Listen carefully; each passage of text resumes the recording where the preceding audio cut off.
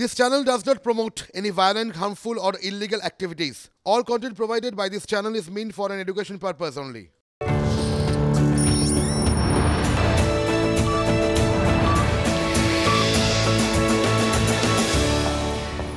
নমস্কার, টিভি9 বাংলায় আপনাদের প্রত্যেককে স্বাগত। লিমা রয়েছি আপনাদের সঙ্গে। পাঁচ কথায় এখন সময় সমস্ত গুরুত্বপূর্ণ খবরের আপডেট ধরা। তবে কোন কোন খবরে নজর রাখবো, আসুন এক এক করে সমস্ত ইস্যুর দিকে আমরা নজর রাখি। প্রথম ইস্যু, স্কুলের স্পোর্টসেও চাঁদার জুলুম। হ্যাঁ, ঠিক শুনছেন, তার ডিটেল রয়েছে আজকে পাঁচ কথায়। তারপরেই আমাদের নজর থাকবে শাহজাহানের ছায়া সঙ্গীর দিকে। কি করলো শাহজাহানের ছায়া সঙ্গী, তার খবর দেবো আজকে আপনাদেরকে পাঁচ কথা। এবং পরবর্তীতে জোটে তো নজর রাখতেই হচ্ছে, কারণ জোটে নুন ছেটালেন নীতিশ। কেন কেন এমনটা বলছি, তার উত্তর দেবো আজকে। অন্যদিকে ভেস্তে গেল পতাকা উত্তোলন, আবারও তৃণমূলের কোন্দল প্রকাশ্যে, সেই ডিটেল রয়েছে আজকে পাঁচ কথায়। স্কুলের স্পোর্টস, আমরা জানি শীতকালে এই সময়টা স্কুলের স্পোর্টস হয়, বাচ্চারা পার্টিসিপেট করে, খুব আনন্দ পায় তারা। আর সেখানেও নাকি চাঁদার জুলুম। ভাবুন তো, এখানে নাম জড়িয়েছে তৃণমূলের। অভিযোগ, স্পোর্টসের জন্য বাধ্যতামূলকভাবে চাঁদা দিতেই হবে, এমনই ফরমান তৃণমূল প্রভাবিত শিক্ষক সংগঠনের। আর এই ঘটনায় শোরগোল পড়ে গেছে জলপাইগুড়ির পাথর প্রতিমায়। জেলার প্রাথমিক, নিম্ন বুনিয়াদী মাদ্রাসা ও শিশু শিক্ষা কেন্দ্রগুলিতে শীতকালীন স্পোর্টস হবে কাল ও পরশু। প্রতিবারই প্রতিযোগিতার সমস্ত খরচ দেয় প্রাথমিক শিক্ষা দফতর, এবারও তার ব্যতিক্রম নয়।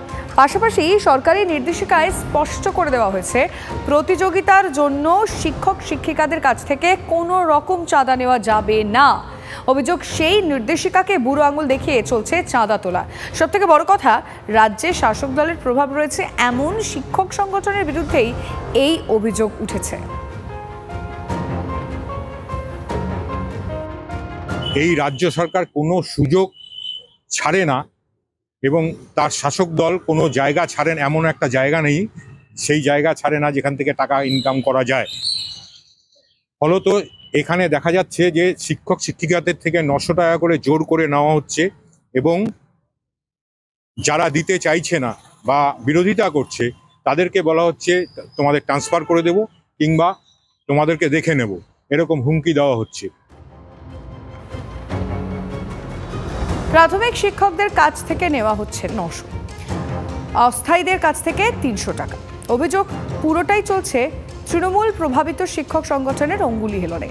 শিক্ষকদের অভিযোগ, ভয় দেখিয়ে চাপ দিয়ে টাকা তোলা হচ্ছে। প্রতিবাদ করে প্রাথমিক শিক্ষা সংসদে চিঠি পাঠিয়েছেন শিক্ষকদের একাংশ। শিক্ষকদের কাছ থেকে হচ্ছে যে বিভিন্নভাবে ব্ল্যাকমেল করে বিভিন্ন কায়দায় টাকা তোলার চেষ্টা হচ্ছে। আমরা চাইছি সরকারি খেলা সরকারি টাকাতেই হোক, কোনোভাবেই শিক্ষকদের যাতে ব্যক্তিগতভাবে শিক্ষকদের উপর কোনো রকম চাপ তৈরি করে, কোনো রকম প্রেশার তৈরি করে সরকারি সিদ্ধান্তের কথা বলে যাতে অর্থ না নেওয়া হয়। কথা বলবে এই বিষয়ে আমাদের প্রতিনিধি সুমন মহাপাত্র রয়েছেন। সুমন, পর্ষদ কি এই বিষয়ে কিছু জানে? পর্ষদ এখনো পর্যন্ত পর্ষদের কাছে এই বিষয়ে কিছু জানানো হয়েছে? দেখো, গোটা রাজ্যের ছবি এটা। আমরা জলপাইগুড়ি এবং পাথর প্রতিমার ছবি দেখালাম, তবে গোটা রাজ্যেই মূলত যে জেলাগুলো রয়েছে সেই জেলায় যে সার্কেল ভিত্তিক এবং জেলা স্তরের যে ক্রীড়া প্রতিযোগিতা হচ্ছে, সেখানে কিন্তু শিক্ষকদের কাছ থেকে জোরপূর্বক বল প্রয়োগ করে টাকা সংগ্রহ করার অভিযোগ উঠে আসছে। প্রাথমিক শিক্ষা পর্ষদের ক্লিয়ার বক্তব্য যে তাদের যে বিজ্ঞপ্তি এবং তাদের যে নির্দেশ, সেখানে পরিষ্কার করে বলা হয়েছে ডিস্ট্রিক্ট লেভেলে যে স্পোর্টস কোঅর্ডিনেটর আছেন তিনি খেলা পরিচালনা করবেন এবং এর জন্য কোনো শিক্ষককে কোনো বিদ্যালয়কে 1 টাকা দিতে হবে না। তার কারণ রাজ্য সরকার 15 কোটি টাকা বরাদ্দ করেছে এই সামগ্রিক ত্রিস্তরীয় বা চতুস্তরীয় খেলার জন্য, যেখানে পঞ্চায়েতে খেলা হবে, তোমার সাব ডিভিশনে খেলা হবে, সার্কেলে খেলা হবে, ডিস্ট্রিক্টে খেলা হবে এবং রাজ্য স্তরে খেলা হবে। তারপরে যারা এই টাকা সংগ্রহ করছেন সম্পূর্ণটাই কিন্তু বেআইনি, অবৈধভাবে। তাদের সম্পর্কে নির্দিষ্ট জায়গায় অভিযোগ জানালে ব্যবস্থা নেওয়া হবে, এমনটাই পর্ষদ সূত্রে খবর। ইতিমধ্যেই আমাদের নজর থাকবে সুমন, তোমার থেকে সেই বিষয়ে আমরা আপডেট নেব। আপাতত ধন্যবাদ। যদি এই অভিযোগ মানতে চান তৃণমূল প্রভাবিত শিক্ষা সংগঠনের নেতা, তার দাবি কোনো চাঁদা নেওয়া হচ্ছে না। এমন অভিযোগ থাকলে তিনি খতিয়ে দেখবেন। প্রায় একই সুরে কথা বলবেন প্রাথমিক শিক্ষা সংসদের চেয়ারম্যান। আমি বলতে পারবো না, কারণ ডিপিএসসির চেয়ারম্যান সাহেব রয়েছেন, ডিআই সাহেব রয়েছেন, মূলত তারাই কিন্তু সরাসরি এই স্পোর্টসটা কন্ট্রোল করছে। তো আমরা সহযোগিতার জন্য আমাদের কাছে যতটুকু সহযোগিতা চাওয়া হয় ততটুকু সহযোগিতা আমরা করি। তো এই ধরনের কোনো অভিযোগ যদি মানে কোনো সংগঠন বা কেউ করে থাকে চেয়ারম্যানের কাছে, তাহলে নিশ্চিতভাবেই চেয়ারম্যান সেই বিষয়টি খতিয়ে দেখবেন এবং প্রয়োজনীয় ব্যবস্থা গ্রহণ করবেন। অভিযোগটা আমার কাছে দিক না, আপনারা বলছেন তো আপনার রসিদ আমাকে দেখান, দিন, তারপর আমি সেটা নিশ্চয়ই তলাশি দেখবো। আমাদের গভর্নমেন্ট অর্ডার আছে যে কোথাও কোনো চাঁদা তোলা যাবে না। আমার কাছে অভিযোগ আসলেই আমি নিশ্চয়ই সিস্টেম নেব। নজিরবিহীন এই ঘটনায় ক্ষোভ ছড়িয়েছে শিক্ষক মহলে। ঘটনায় অস্বস্তিতে পড়েছে শাসক দলের শিক্ষক সংগঠনের একাংশ, আর এনে রাজনৈতিক চাপানোতর তুঙ্গে। এরকম কোনো অভিযোগ পাননি জানাচ্ছেন ডিআই প্রাইমারি। টাকা তোলা হলে তা বেআইনি সাফ জানাচ্ছেন রাজ্য বিদ্যালয় ক্রীড়া পর্ষদের সভাপতি মইদুল ইসলাম।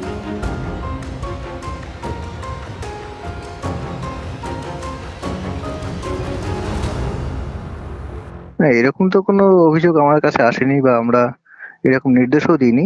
হ্যাঁ, আচ্ছা, তো এরকম কোনো অভিযোগ এলে আমরা সেটা বিষয়টা খতিয়ে দেখবো আর কি। হ্যাঁ, সরকার যে অর্থ বরাদ্দ করেছে এবং সেই অর্থের মাধ্যমে এই খেলাটা সম্পন্ন হবে, ফলে স্বাভাবিক কারণে কোনোভাবে টিচারদের থেকে বা স্কুল থেকে অনুদান বা টাকা নেওয়া যাবে না। এবং যদি কোনো জায়গা থেকে আপনাদের কাছে খবর আসে বা কেউ নিয়ে থাকে, সেটা সম্পূর্ণভাবে বেআইনি। রাস্তা তৈরিতেও তোলাবাজি, জমি তৈরিতেও টাকা তোলা হচ্ছে, এসব দেখে আমরা অভ্যস্ত হয়ে গেছি।